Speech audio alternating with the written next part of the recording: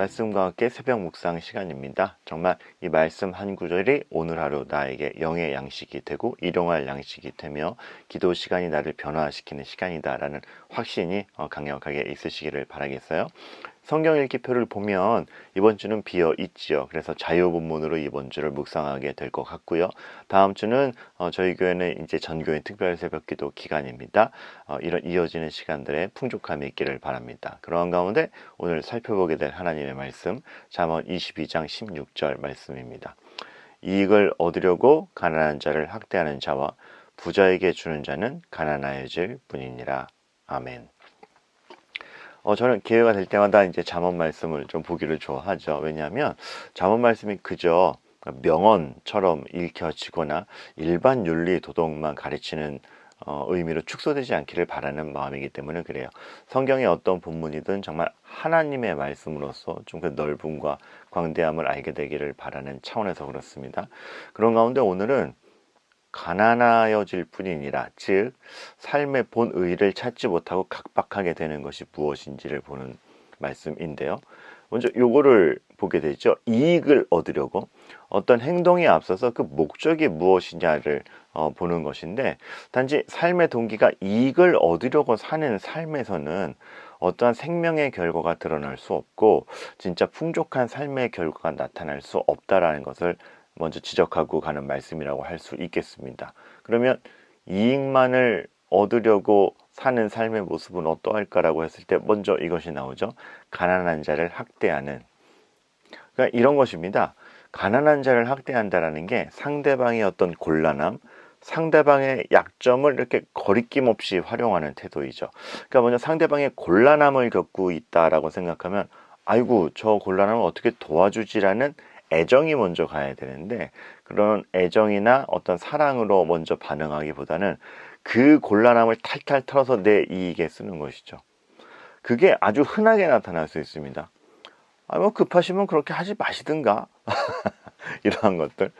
그러니까 이제 아주 이해를 돕기 위해서 단순한 예를 들어 드리겠습니다. 우리가 아마 이제 요즘 중고거래, 당근마켓 이런 것들이 잘 활용되지 않습니까? 그러다 보면 급한 사람은 이렇게 이거 그 가격에 할게요. 이렇게 급하면 싸게 하기 마련이죠. 그럼 그걸 이용해서 막 사람들이 더 싸게 하려고 난리법석을 칩니다. 그럼 아쉬운 사람이 이제 항복하게 되죠. 우리는 그렇게 상대방의 아쉬움과 약점을 이용해서 거리낌 없이 활용해서 그 사람의 형편이 어떻든 고려치 않고 내 이익을 도모하려는 게 있죠.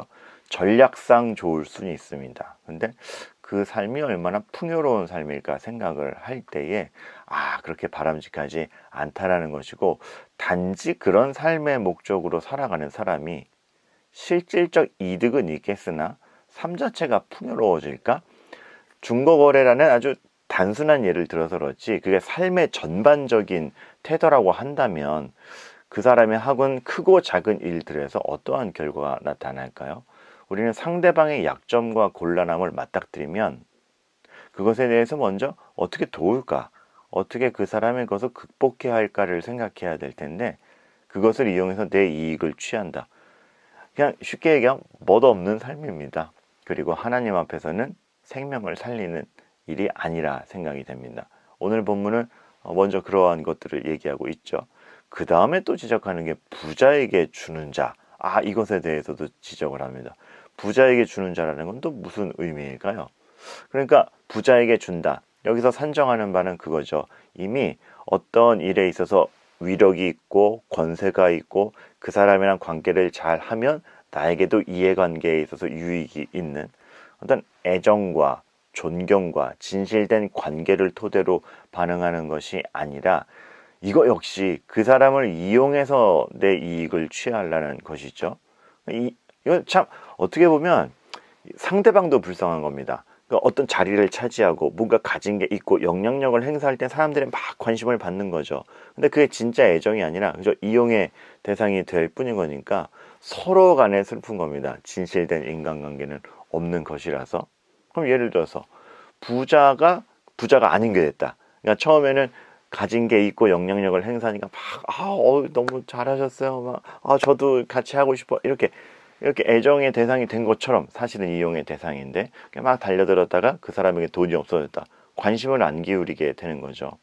그렇게 철저히 이용의 대상이 된다라는 게 너무나 슬픈 것이고, 참 그렇게 사람을 대하는 것들, 미래를 대하는 태도 자체가 어떤 마치 이스라엘이 애굽이랑 외교를 잘해서 자기 나라를 지키려고 했던 것처럼 하나님과 하나님의 원리와 참 정직과 사랑으로 삶을 관철했을 때 하나님이 지켜주는 것을 의존하는 게 아니라 내가 만들어내는 거, 내 정치력, 내가 누구한테 잘하면 나중에 이렇게 돌아오겠지?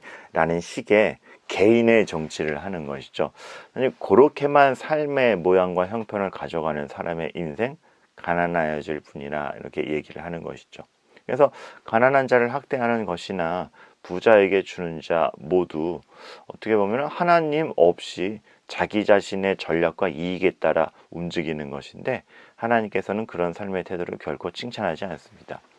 그 자원이 풍족한데 못 사는 나라들이 종종 보이죠. 그러한 나라들을 분석하는 말로 환경을 뛰어넘는 부패가 있기 때문이다, 그렇게 얘기를 해요. 전형적으로 그렇죠. 영향력 없는 사람, 가난한 사람을 학대하고 부자, 좀 잘 나가는 사람에게 오 해주는 환경을 뛰어넘는 부패가 있는 것을 봅시다. 딱 이 말씀인 것 같아요.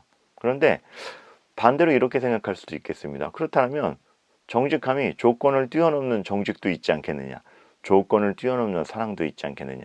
우리가 정직과 사랑으로 움직이는 것도 부패가 좋은 환경을 뛰어넘어서 다 망하게 하는 사례가 있다면, 정직과 사랑이 조건을 뛰어넘어서 다 잘되게 하는 것도 있지 않겠느냐. 우린 그렇게 참 선한 상상력을 발휘해야 되지 않을까라는 생각을 해보게 됩니다. 삭개오랑 충성된 종의 비유에서 그런 모습들이 나타나요. 삭개오가 나중에 자기의 재산의 막 절반을 떼어주고 세네 배로 갚는 데라고 하죠. 그것이 정말 자기가 잘못한 만큼만 갚겠다 이것이 아니라, 예수님을 믿는 사람의 태도는 정말로 주변을 풍족하게 하고, 또 하나 자기가 잘못한 게 있다면 그 마음까지 헤아려서 다 갚을 줄 아는 그런 애정과 신뢰와, 그것이 누구든 상대방에 대한 존중이 있어야 되는 거고, 궁극적으로 그것이 하나님을 인식하는 태도이구나. 그게 삭개오에게 나타났던 것이죠. 충성된 종의 비유에서도 그렇습니다. 맡겨진 것이 있을 때 그것으로 주변 사람들을 때에 따라 어떻게 먹일 것인가를 기준으로 돈을 쓰고 행동 지침을 하는 것. 그게 비유 속에서 나오는 충성된 종 아닙니까? 우리의 삶의 태도가 그러하여야 된다라고 보고, 정말 성경이 말하는 바른 길은 가난한 자를 학대하거나 부자에게 주는 자, 이런 삶의 모양새가 아닌 것이죠.